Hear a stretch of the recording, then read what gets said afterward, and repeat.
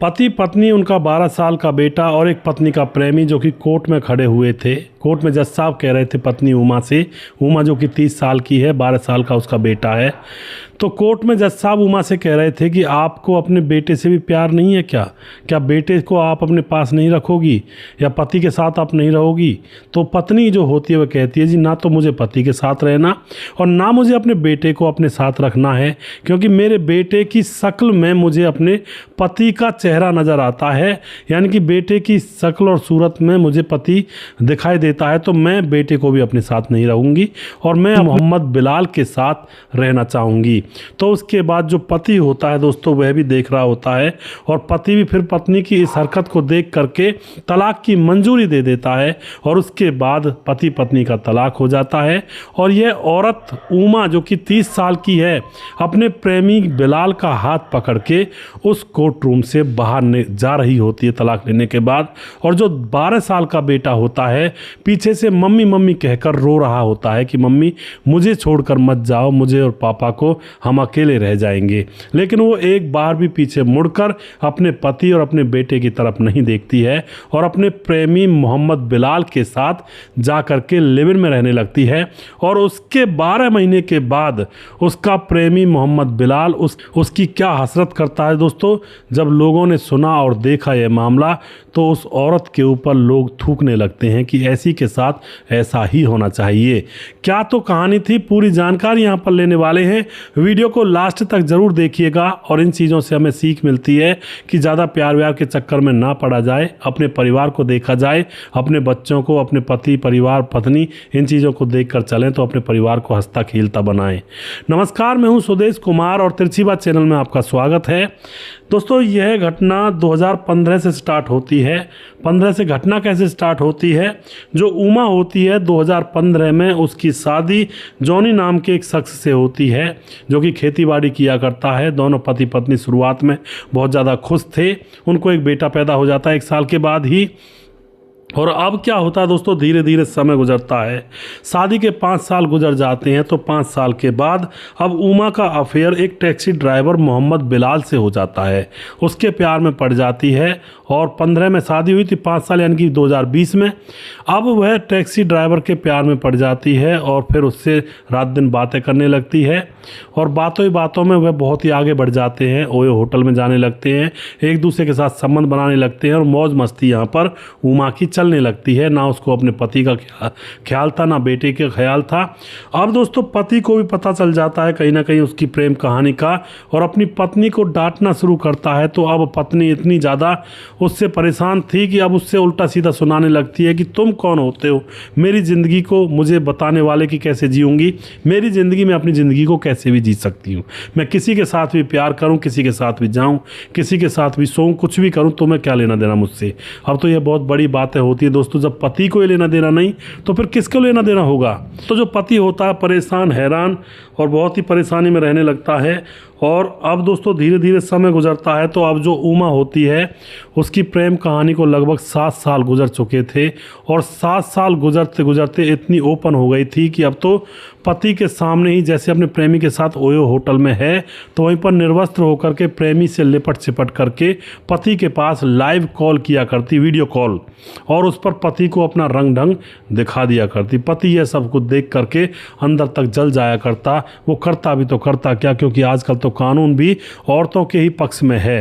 पति यह सारा खून का घूंट पीता है लेकिन उससे रहा नहीं जाता है, पत्नी को बुरी भली सुनाया करता।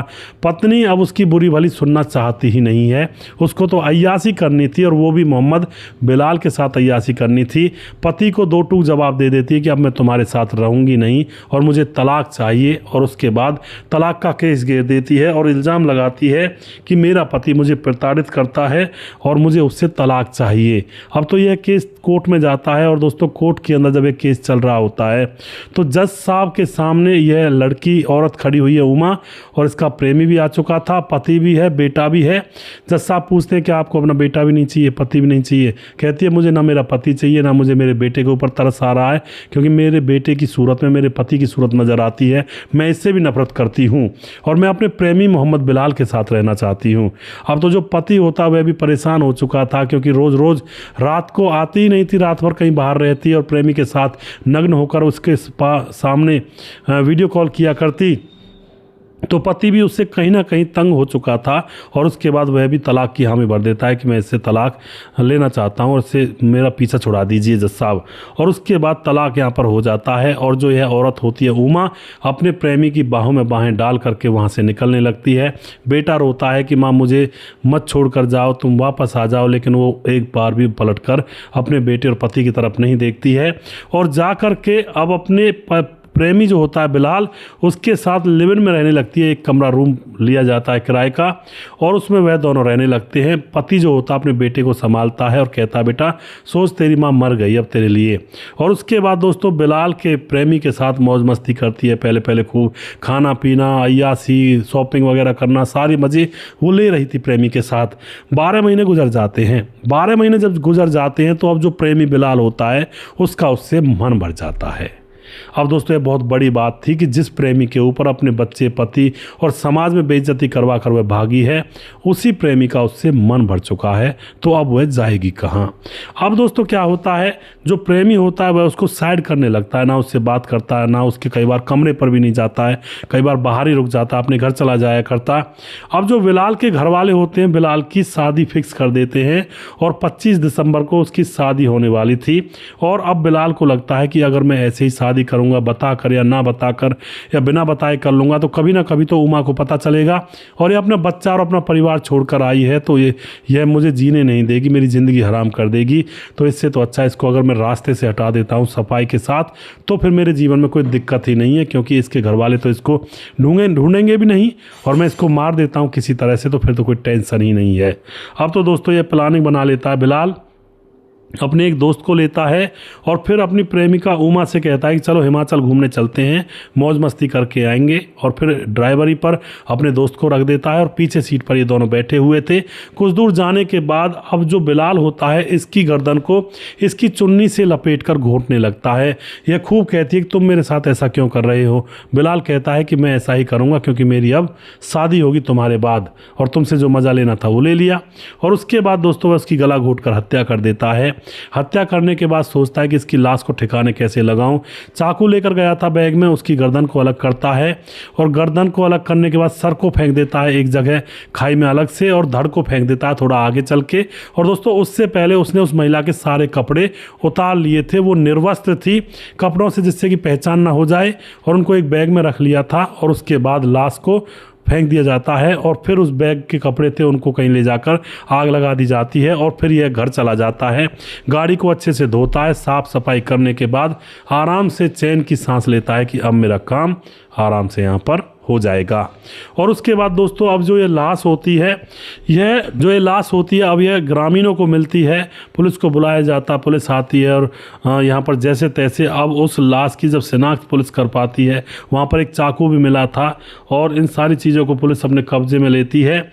और 10 दिसंबर 2025 को सबकी पहचान हो जाती है कि यह सहारनपुर की रहने वाली उमा है, 30 साल की, इसके रूप में इसकी पहचान हो जाती है। और उसके बाद पुलिस उमा के घर वालों के पास चले जाते हैं, लेकिन घर वाले जब इस बात को सुनते हैं कि उनकी बेटी की किसी ने हत्या कर दी है तो वो बिल्कुल भी हैरान नहीं होते हैं, क्योंकि उनकी इज्जत को तार तार करके वो वहाँ से भागी थी अपने प्रेमी के साथ। अब तो घर वाले शर्मसार, बिल्कुल बहुत ज़्यादा शर्मसार थे और पुलिस यह बात ध्यान कर रही थी कि भाई घर वालों को जानकारी मिली, लेकिन फिर भी वह बिल्कुल भी अचंभे में नहीं है। तो पुलिस पूछती है कि क्या बात है, हमें बताइए।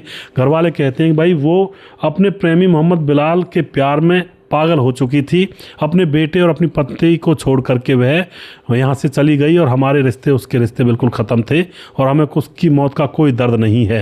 अब तो बिलाल का पता लिया जाता है और बिलाल का पता लेकर के पुलिस 14 दिसंबर को पुलिस बिलाल के घर पर पहुँचती है। तो वहाँ पर देखती है, वहाँ पर बिलाल की शादी की तैयारियाँ चल रही थी। और वहाँ जाने के बाद अब पुलिस पूछती है कि बिलाल कहाँ है, तो घर वाले बताते हैं वो तो शॉपिंग करने गया है।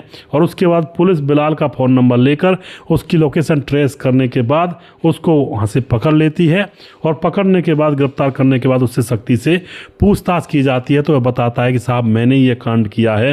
वह बताता है कि दोनों का धर्म अलग था, घर वाले शादी के लिए मानते नहीं, अगर मैं कहता भी तो और मैं तो सिर्फ उसके साथ टाइम पास कर रहा था। और मेरा निकाह 15 दिसंबर को फिक्स मेरे घर वालों ने कर दिया था। और उसको अगर पता लगता तो उमा पूरा ड्रामा कर देती। अगर अब पता नहीं चलने देता तो कभी फिर पता लग जाता, और कभी ना कभी पता लगता तो वह मेरी ज़िंदगी नर्क बना देती। इसलिए मैंने उसको रास्ते से पहले ही हटा दिया और अपनी शादी यहाँ पर लड़की से करवाने की तैयारी में जुट गया, जिससे कि जीवन आगे से अच्छा बन सके। दोस्तों, ऐसा ही होता है जब कभी कभी औरतें अंधी हो जाती हैं प्यार में, ना पति को देखती ना बच्चों को देखती हैं, तो फिर उनके साथ ऐसा ही होता है। कैसी भी घटना घट सकती है। अवैध रिश्तों में लोगों की जानें जाती हैं, घर तबाह होते हैं, बदनामियां होती हैं, और ये होता ही है। तो अवैध रिश्तों में ना रहें, जान बचाएं, अच्छे से रहें। वीडियो के लास्ट में कुछ भाइयों के नाम लेना चाहता हूँ। भीमदत्त जोशी कमेंट करते हैं, लोकेश नागर कमेंट करते हैं, के पूर्णा पत्रा हैं, समाधान पाटिल, गोविंद लाल कमेंट करते हैं, करण कुमार पी, जो मुन्ना कुमार बिहार मुजफ्फरपुर जिला से हैं, और भीकम कुशवाहा कमेंट करते हैं, प्रवीण बघेल शिवपुरी से हैं, रजत सैनी कमेंट करते हैं, मोनू जैन कमेंट करते हैं, और उसके बाद राम गोसाई कमेंट करते हैं, और सूरज डियो हमारे भाई फिजी से कमेंट करते हैं, दुर्योधन भाई कमेंट करते हैं, छगनदास खारडा बांध राजस्थान से कमेंट करते हैं, राम मोहम्मद यासीन लाहौर पाकिस्तान से हैं, राजकिशोर चौरसिया महाबलेश्वर महाराष्ट्र से हैं, और उसके बाद हमारे साथ राधे श्याम शर्मा शशि जयपुर राजस्थान से हैं, और राव मोहम्मद यासीन लाहौर पाकिस्तान से। दोस्तों, जिस भाई का नाम रह गया उस भाई का नाम अगले वीडियो में ज़रूर लूँगा। अगला वीडियो बहुत जल्दी फिर से लेकर आऊँगा। तब तक आप खुश रहें, सावधान रहें। जय हिंद, जय भारत।